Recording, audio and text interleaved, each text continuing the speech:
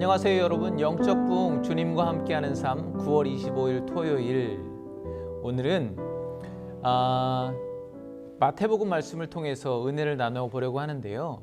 한 주간 성경의 인물들을 통해서 전해주는 하나님과 동행하는 삶이 무엇인지를, 그 은혜를 나누고 있는데요. 오늘은 결코 빼놓을 수 없는 분입니다. 바로 예수님께서 직접 전해주시는 말씀으로 마무리를 하려고 합니다. 예루살렘에 입성하신 예수님은 먼저 성전을 방문하시죠. 그리고 줄곧 성전을 중심으로 사역하시는데요. 하나님의 아들이신 예수님은 성전의 주인이십니다. 그런데요, 그 당시 실상은 그러지 않았습니다. 그 성전의 실제적인 주인은 예수님이 아니라 따로 있었습니다.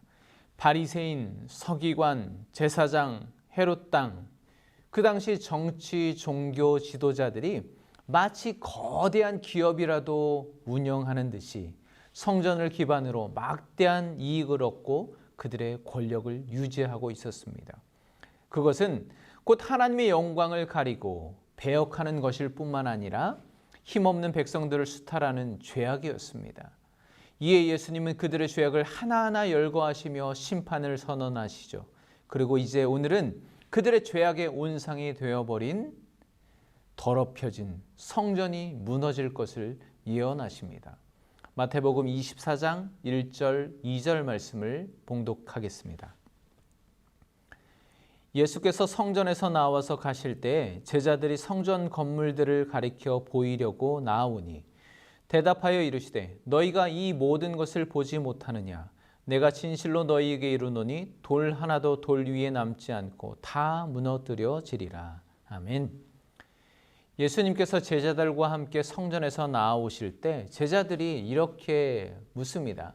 선생님, 이 성전이 얼마나 멋지고 웅장합니까? 그때 주님께서는 그들에게 이렇게 대답하시죠. 너희는 이 모든 것을 보지 못하느냐? 돌 하나도 돌 위에 남지 않고 다 무너질 것이다. 그 당시 예루살렘 성전은 헤롯 대왕이 유대인들의 환심을 얻기 위해서 지은 겁니다. 모든 사람들은 성전의 화려함, 웅장함, 거대함을 보고 그것에 경외함을 느끼고 또 그 분위기에 압도당하기도 했습니다. 주춧돌 하나의 크기가 12m 정도 됐다고 하니까 얼마나 거대하고 웅장했겠습니까? 그런데 중요한 건 제자들을 비롯한 모든 사람들은 예루살렘 성전이 웅장하게 서 있는 것만을 보았지만 예수님은 그 성전이 돌 하나도 돌 위에 남음이 없이 무너질 것을, 완전히 폐허가 될 것을 내다보셨다는 것이죠. 왜일까요? 그 성전에는 하나님이 계시지 않았기 때문입니다. 성전의 주인이신 주님도 그곳에 계실 수 없어서 지금 떠나고 계십니다. 겉으로 보기에는 제사장, 제물, 매일 드려지는 예배, 모든 것이 완벽하게 갖추어진 것처럼 보이지만 정작 그 모든 것은 하나님을 향한 신앙이 아닌 형식뿐인 종교 행위에 지나지 않았기 때문입니다. 정작 하나님이 계시지 않았습니다. 그렇게 성전을 나온 예수님께서 가신 곳은 감람산입니다. 감람산은 예루살렘 성과 마주하고 있는 곳이죠. 성전을 한눈에 내려다볼 수 있는 곳입니다. 즉 성전을 나온 예수님은 웅장함을, 거대함을 자랑하고 있는 그 예루살렘 성전을 마주 보고 앉아 계십니다. 그렇게 예루살렘 성전을 바라보시던 주님의 마음이 어떻을까요?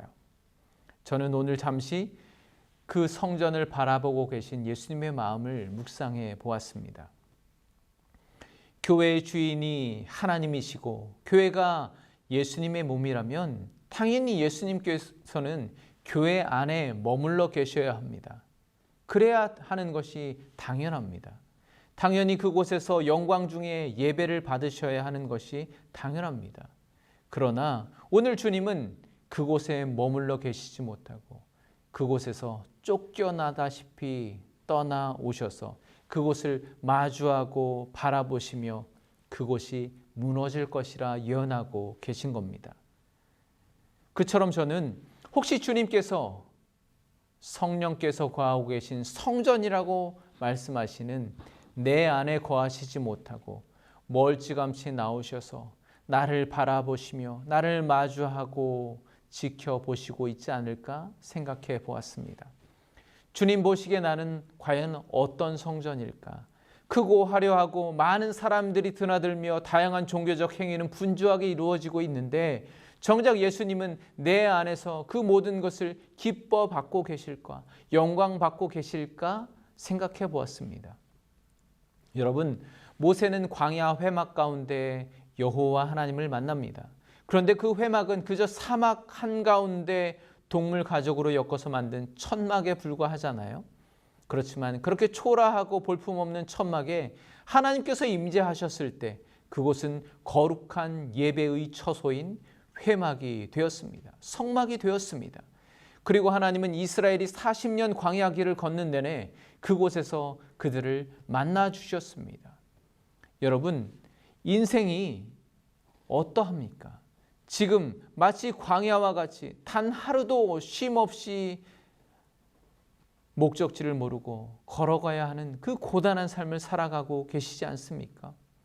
그렇지만 회막에 임재하셨던 그 하나님의 역사가 그 광야 한가운데 서 있는 회막처럼 여러분에게도 날마다 함께 하시기를 주님의 이름으로 축복합니다. 제 아무리 예루살렘 성전이라고 할지라도 하나님이 계시지 않으면 그저 무너져 버릴 건축물에 불과한 것입니다. 그러나 아무리 초라한 회막일지라도 천막일지라도 하나님께서 함께 하시면 그것이 거룩한 성전, 천국이 된다는 것을 여러분 확신하시기 바랍니다. 높은 산이 거친들이 초막이나 궁궐이나 내 주 예수 계신 곳이 그 어디나 하늘나라, 그런 찬송이 있지 않습니까? 다윗이 하나님께 인정받은 이유가 무엇이었나요? 예수님이 나실 형통으로 다윗을 선택하신 이유가 무엇이었나요? 그가 뭐 대단한 인격과 능력과 조건을 갖춰서가 아니지 않습니까? 그도 연약하고 실수가 많은 사람이었습니다. 간음하고 살인하고 극악무도한 죄인이었습니다. 하나님의 예수님의 혈통으로 선택하기에는 너무나도 흠이 많은 사람이었습니다. 그러나 그는 하나님 앞에 눈물로 회개하며 나를 주 앞에서 쫓아내지 마시고 주의 성령을 내게서 거두지 마옵소서, 결코 하나님이 떠나지 않기를, 하나님을 붙들고 놓지 않았던, 성령을 포기하지 않았던 그 심령을 주님께서는 귀하게 보시고 하나님께서는 너는 내 마음에 드는 자다, 내 마음에 합한 자다 인정하신 것이 아닙니까? 그 다윗이 가장 사모했던 것이 바로 예배였습니다. 그래서 그의 소원은 하나님이 거하실 성전을 지어서 그곳에서 평생 하나님을 예배하는 것이었습니다. 그렇지만 그는 생전에 그 소원을 이루지 못했죠. 얼마나 안타깝습니까? 그러나 저는 하나님이 그를 사랑하셔서 그렇게 하셨다고 생각합니다. 주님은 다윗이 하나님을 사랑하는 그 마음 하나만으로도 기뻐하셨다는 것입니다. 그것만으로도 주님께서 만족하셨다고 믿습니다. 저는 그게 진짜 하나님의 성전이고 예배자의 모습이라고 묵상을 해보았습니다. 물론 많은 사람들이 들어올 수 있는 큰 건물, 외적인 환경을 갖추는 것도 중요하겠죠. 그러나 더 중요한 것은 다윗처럼 오직 성령 안에 붙들려 있는 사람이 예배하는 그곳이 바로 거룩한 성전이고, 그렇게 예배하는 사람들이 모인 곳이 바로 교회가 되는 것입니다. 그것이 바로 우리가 회복해야 할 성전이고 예배라는 것입니다. 여러분, 오늘 우리의 삶이 아무것도 살지 못하고 먼지 바람만 날리는 황폐한 광야와 같을지라도, 내가 생각해도 추하고 더러운 죄악의 모습만 보일지라도 결코 하나님만은 놓치지 않기를 바랍니다. 하나님만은 내 인생에서 떠나지 않기를 간구하시길 바랍니다. 하나님만은 간절히 붙드시길 바랍니다. 다윗의 고백처럼 나를 주님 앞에서 멀리하지 마시고 주의 성령을 거두지 마옵소서, 날마다 간구하시기 바랍니다. 여러분의 삶에 하나님의 말씀이 매일 들려지게 하시고 예배하시길 바랍니다. 그렇게 거룩한 성전으로, 거룩한 예배자로 날마다 회복되어지는 은혜가 있기를 간절히 축복합니다. 그래서 하나님도 이곳이 참 마음에 든다, 그렇게 거하기를 기뻐하시고 영광 받으시는 거룩한 성전이 되시기를 우리 주님의 이름으로 간절히 축원합니다.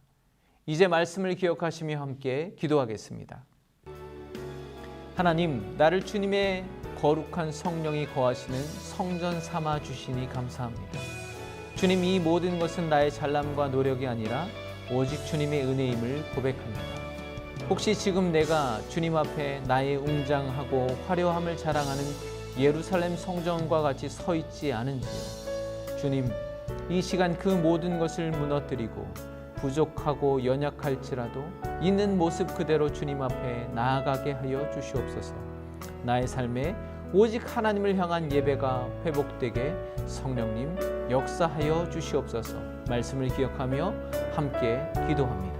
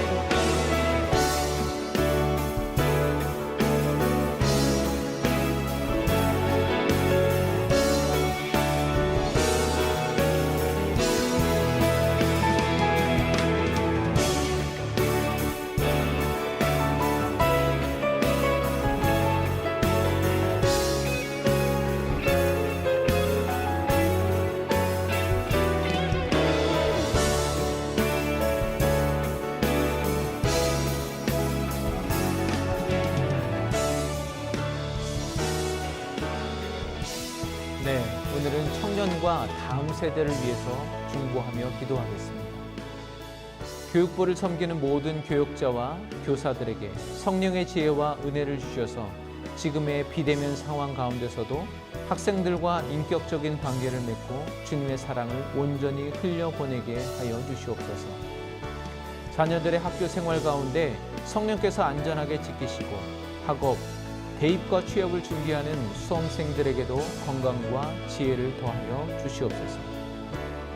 모든 청년들과 사역자들에게 성령을 충만하게 부어주셔서 그들이 모일 때마다 삶의 자리에서 뜨거운 예배가 드려지게 하여 주시옵소서. 청년들의 취업과 진로, 만남과 결혼을 은혜 가운데 인도하시고 군 생활과 유학 등으로 떠나 있는 청년들을 지켜 보호하여 주시옵소서.